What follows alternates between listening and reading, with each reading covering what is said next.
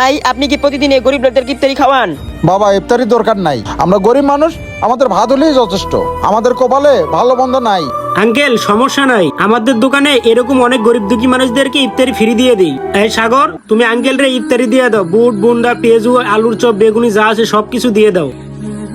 যাক, ভাইয়া বলছি ইফতারি দেওয়ার জন্য 2টা আলুর চপ দিই, 2টা বেগুনি দিই, আর এর সাথে 2টা পেঁয়াজু দিয়া দিই, আমার জন্য দোয়া করবে। এই যে ভাই ধরেন। আঙ্কেল এই নেন ইফতারি, এগুলো বাসায় নিয়ে যায় একসাথে বসে খাবেন।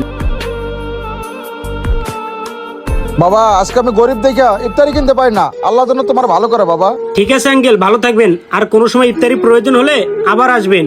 ঠিক আছে বাবা, ভালো থাকো। সিফাত বাবা আজকে অনেক ইফতারি হয়েছে বাবা, চলো। আমাদের সমাজে হাজারো পরিবার আছে, তারা টাকার অভাবে ভালো মন্দ কিছু কিনে খেতে পারে না। এমনও কিছু পরিবার আছে যে পরিবারগুলো টাকার অভাবে পরিবারের সদস্যদের চাহিদা মিটাইতে পারে না। সম্পূর্ণ ভিডিওটি দেখার জন্য অসংখ্য ধন্যবাদ।